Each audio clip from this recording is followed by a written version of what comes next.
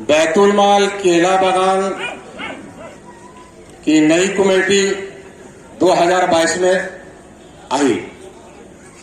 जब से मैं इस इदारे का खजांची बना तो शुरू से डैनी भाई पूरा लेन देन किया करते थे फतेह भाई के साथ बैठ करके।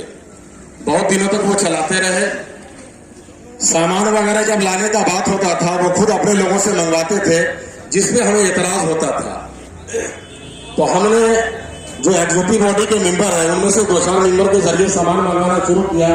जैसे रिजवान साहब थे, मरहूम इंतकाल कर गए और 2-4 आदमी थे। इस बात का उनको बहुत तकलीफ हुआ और वो हमसे लड़ पड़े। तकरीबन बहुत दिनों तक मेरी उनकी बात नहीं हुई। तो एक दिन हमको जसीमुद्दीन साहब ने कहा, बरकत भाई मैं आपका हाथ जोड़ता हूं, डैनी भाई जैसे चला रहे हैं वैसे चलाने दीजिए, आप खाली देखते रहिए। सदर साहब का हुक्म था, मैं हुक्म को मानते हुए मैंने चलाने दिया और उनसे बातचीत भी शुरू किया।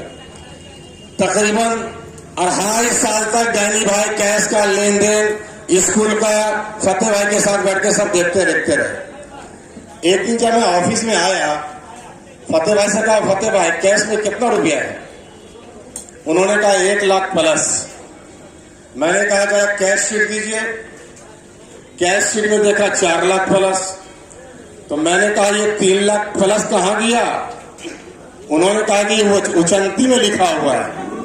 हमला उचंती का हमको लिस्ट दे दिए तो कल दे देंगे। कल करते करते हफ्ता 10 दिन वो टाल दिए। तो हम एक दिन आके बोला, फतेह भाई क्या हुआ, हिसाब दिया नहीं? वो कल दे देंगे।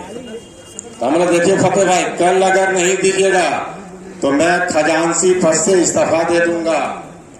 तो हमको वो क्या कहते हैं, हम तो डैनी भाई के अंदर में काम करते हैं। डैनी भाई जब आएंगे उनसे पूछेंगे तब आपको देंगे। खजांची हम कैशियर से मांगे हम तो हमको देना चाहिए ना। लेकिन क्या बोलते हैं, डैनी भाई आएंगे उनसे पूछेंगे तब आपको देंगे। तो हमको काफी इस बात पे गुस्सा चढ़ा। मैंने पहले इमरान भाई को फोन किया। इमरान भाई का फोन नहीं उठाए, यानी बात नहीं हुआ उनसे। तो मैंने सदर मोहम्मद जसीमुद्दीन साहब को फोन किया कि सदर साहब आप कहाँ हैं? तो सदर साहब बोले क्या बात है? हम बोला जरा ऑफिस में आइए। तो बोले ठीक है, 15-20 मिनट के बाद आते हैं। 15-20 मिनट के बाद जब ये आए तो हमने इनको सारा बात बताया कि खजांची हम है। कैशियर से जब हम उचरती का लिस्ट मांग रहे हैं तो ये हमको बोले कि डैनी भाई आएंगे तब उनसे पूछेंगे तब देंगे। तो इन्होंने भी उनसे कहा फतेह भाई से कि जब आपसे ट्रेजरर मांग रहे हैं आप उनको क्यों नहीं दिया? फिर ये डैनी भाई को बोला है। डैनी भाई भी तकरीबन 10 मिनट में आ गए। डैनी भाई आए तो डैनी भाई पूछे क्या बात है? हमने कहा उचंती का लिस्ट मांगा। वो बोले, फतेह भाई बोले कि हम तो डैनी भाई के अंतर में काम करते हैं, डैनी भाई बोलेंगे तब देंगे। हमने सदर साहब से कहा कि सदर साहब ट्रेजरर मैं हूं, आज के बाद बगैर मेरे पूछे हुए यहां से 1 रुपया नहीं जाएगा। जो भी रुपया जाएगा मेरे नॉलेज में आना चाहिए। तो सदर साहब ने कहा ठीक है। लेकिन जब डैनी भाई से बात होना शुरू हुआ तो फिर सदर साहब हमसे कहते हैं, बरकत भाई डैनी भाई तो 2.5 साल से चला रहे हैं, चलाने दीजिए, उनको भी चलाने दीजिए। हम नहीं सदर साहब, ये आप डबल स्टैंड खेल रहे हैं, यही लफ्ज है मेरा, डबल स्टैंड कर रहे हैं आप एक बात बोलिए, डैनी भाई चलाएंगे या बरकत भाई चलाएगा? तो सदर साहब आखिर में बोले ठीक है बरकत भाई चलाएंगे। उसके बाद कुछ दिनों के बाद सदर साहब ने एग्जीक्यूटिव बॉडी में यह फैसला लिया, सारे एग्जीक्यूटिव बॉडी के राय से, कि आज के बाद तकरीबन 5 महीना पहले, आज के बाद कैश का लेन देन में कोई आदमी दखल नहीं देगा। बरकत भाई उसको देखरेख करेंगे। हम देखरेख करना शुरू कर दिया। तो हमने फतेह भाई से कहा कि फतेह भाई नहीं, उसी ऐसा हुआ कि डैनी भाई आए तो बोले आपसे क्यों पूछेंगे, हम पैसा ले लेंगे, फतेह को लिखा देंगे। हम बोला ऐसा नहीं चलेगा सदर साहब, अगर ऐसा होगा तो मेरा इस्तीफा लीजिए, हम चले यहां से।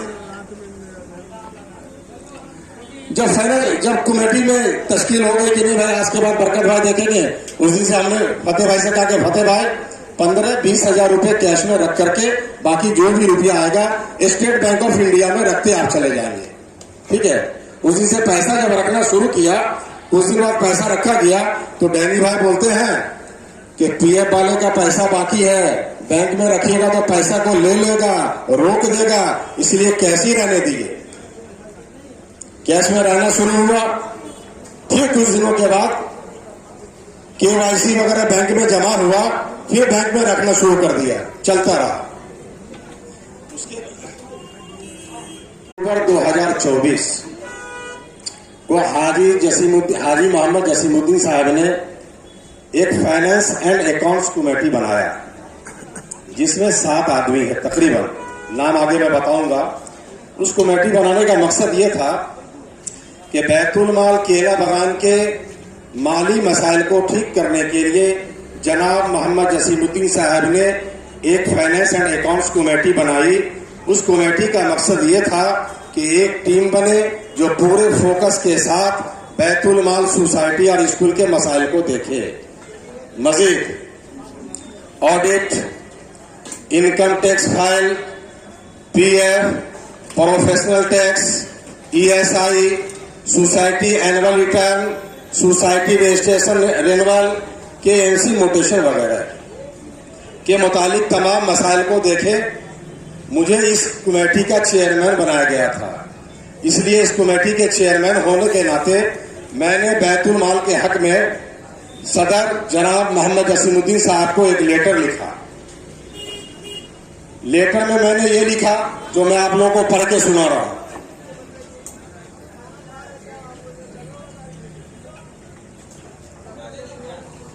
मैंने सदर साहब को लिखा, मौजू अकाउंट्स और फाइनेंस रिपोर्ट्स और मुताल्लिका दस्तावेजात जमा कराने की दरख्वास्त। आप हज़रात गौर से सुनेंगे। मोहतरम सदर साहब, ये आपको बाज़ाब्ता तौर पर इत्तला दी जाती है कि बैतुल माल केला बगान की अकाउंट्स और फाइनेंस कमेटी, जिसका चेयरमैन मैं हूं, एक अंदरूनी ऑडिट शुरू कर रहा हूं। इस ऑडिट का मकसद बैतुल माल केला बगान कमेटी के माली निजाम को साफ सुथरा और बेहतर बनाना है। इस काम को आसान बनाने के लिए दर्ज झेल दस्तावेजात और रिकॉर्ड की फौरी जरूरत है। ये इस बात को यकीनी बनाएगा कि हम कामयाब ऑडिट और मुस्तकबिल की मंजूरी के लिए जरूरी तकाजों को पूरा करेंगे। नंबर 1, टैक्स अदायगी की रसीद के साथ केएमसी टैक्स दस्तावेजात मुकम्मल करें। नंबर 2, केएमसी मोटेशन, तंजीम के मुतालिक mutation records. Number 3, income tax filing, मुताल्लिका दस्तावेजात के साथ सालाना फाइलिंग की तफसीलात। नंबर 4, प्रोफेशनल पीएफ रिकॉर्ड और स्टेटमेंट। नंबर 5, प्रोफेशनल टैक्स, मुताल्लिक दस्तावेजात और तामीर रिकॉर्ड। नंबर 7, सोसाइटी के सालाना रिटर्न, सालाना फाइलिंग की तफसीलात। नंबर 9, सोसाइटी के रजिस्ट्रेशन का रिन्यूअल के दस्तावेजात।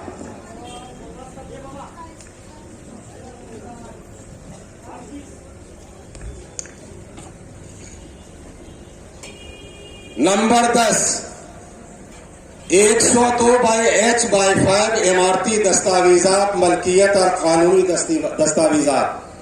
नंबर 11, बैतुल माल स्कूल और कम्युनिटी हॉल प्राइमरी के दस्तावेजात, मलकियत और उसके मुतालिक रिकॉर्ड्स।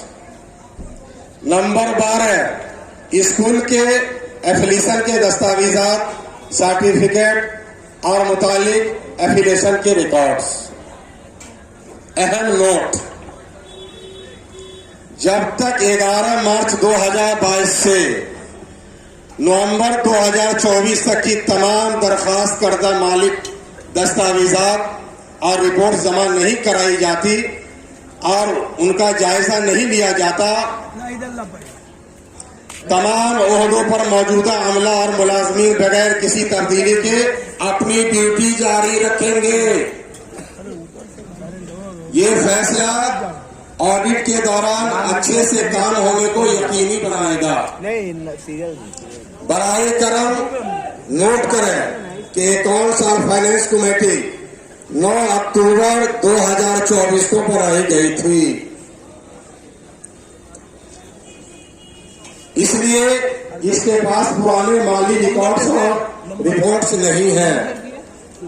लिहाजा ऑडिट को कामयाबी से मुकम्मल करने के लिए फौरी तौर पर मतलूबा दस्तावेजात को फराहम करने में आपका ताउन बहुत जरूरी है। हम अंदरूनी ऑडिट की कार्रवाई के दौरान आपकी मौजूदगी की भी दरख्वास्त करते हैं ताकि इस अमल के दौरान पैदा होने वाली किसी भी वजाहत की सहूलत फराहम की जा सके। इस मामले पर आपके तवज्जो का शुक्रिया। बराए मेहरबानी इस बात को यकीनी बनाएं कि ऑडिट को वक्त पर मुकम्मल किया जा सके और उसके लिए जो दस्तावेजात मांगे गए हैं उसको जल्द अज जल्द जमा करा दी जाए। ये लेटर हमने बैतूल माल केला बागान के सदर हाजी मोहम्मद जसीमुद्दीन साहब को लिखा और उनसे रिसीविंग करा के हमने ले भी लिया, लेकिन आज तक ये सारे दस्तावेजात फाइनेंस कमेटी को नहीं मिला। इसका जवाब सदर साहब देंगे कि क्यों नहीं मिला।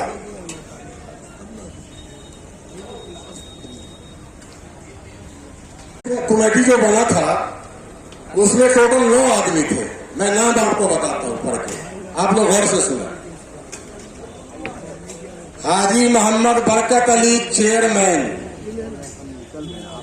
जनाब एमडी इमरान साहब एक्टिंग सेक्रेटरी, जनाब इमरान अहमद साहब एग्जीक्यूटिव मेंबर, जनाब सारिक अमीन साहब एग्जीक्यूटिव मेंबर, जनाब अबशार कैसर साहब एग्जीक्यूटिव मेंबर, जनाब फैज अंसारी साहब executive member, executive co-op member,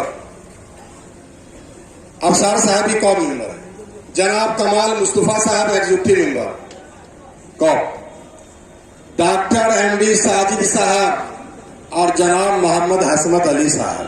ये 9 लोगों की कमेटी फाइनेंस कमेटी बनाई गई जो ये सारे दस्तावेजात आने के बाद उस पर गौर फिक्र करेंगे। आरजू भाई 41 नंबर वार्ड, आरजू भाई स्कूल का डायरी बनाए। क्या बनाए? स्कूल का बच्चों के लिए डायरी बनाए। डायरी बनाकर स्कूल में दिए और टीचर लोग बच्चों से 100 रुपए डायरी करके पैसा लिए। एक डायरी का 100 रुपया करके बच्चों से फीस लिए और वो रुपया जमा करके आरजू भाई का 49,000 रुपया हुआ। कितना हुआ? 49,000। और एक बिल उनका आ रहा था 2650 रुपया, टोटल 51,650। लेकिन डायरी का 49,000 रुपया आरजू भाई को डैनी भाई ने स्कूल से लेके दे दिया। किसने दे दिया? डैनी भाई ने। अब आइए,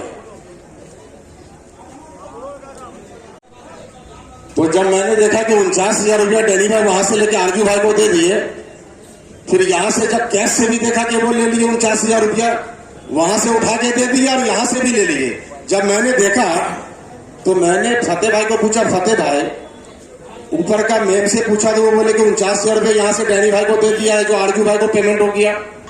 फिर यहां से डैनी भाई क्यों ले लिए? वाउचर पे डैनी भाई का साइन किया होता जो फतेह भाई के पास वाउचर रहता है। तो मैंने देखा उसको, उस दिन से मेरा दिमाग खटक गया कि वाकई दाल में कुछ काला है। तो मैं जनाब जसीमुद्दीन साहब से गुजारिश करूंगा कि आपने जो फाइनेंस एंड अकाउंट्स कमेटी बनाया है और हम लोगों ने जो पेपर का डिमांड आप लोगों से किया है, बराए मेहरबानी जल्द से जल्द वो पेपर ला के दे ताकि फाइनेंस कमेटी अपना काम शुरू करे। स्कूल के फीस जो जमा होते हैं बच्चों के, वो स्कूल के बैंक अकाउंट में जमा होते हैं। कहां जमा होते हैं? बैंक अकाउंट में। सैलरी जब दिया जाता है तो टीचर लोग लिख करके डैनी भाई को देते हैं सैलरी, और वो टीचर सैलरी का चेक भी काट के देते हैं। डैनी भाई नीचे लेके आते हैं, बोलते हैं बरकत भाई साइन कर दीजिए क्या बात है भाई, टीचर को सैलरी दे दिया जाएगा। हम लोग सहन करते रहे, टीचर को सैलरी दिया जा रहा था। तो ये सब काम तो शुरू से डैनी भाई कर रहे थे। आज डैनी भाई से हिसाब क्यों नहीं मांगते हैं? अगर हिसाब चाहिए तो जो दस्तावेजात हमने डिमांड किया है सदर से, वो सारे दस्तावेजात को लाके दीजिए, फिर फाइनेंस कमेटी अपना काम करेगी। फिर दूध और पानी का पानी हो जाएगा कि किसने कितना लिया है। इमरान भाई, हमने आपसे क्या कहा था? क्या कहा था बोलिए? न किसी को बचाना है, न किसी को फंसाना है। हमने कहा था न किसी को बचाया जाएगा, न किसी को फंसाया जाएगा। जो हक होगा, हक के साथ हम लोग रहेंगे।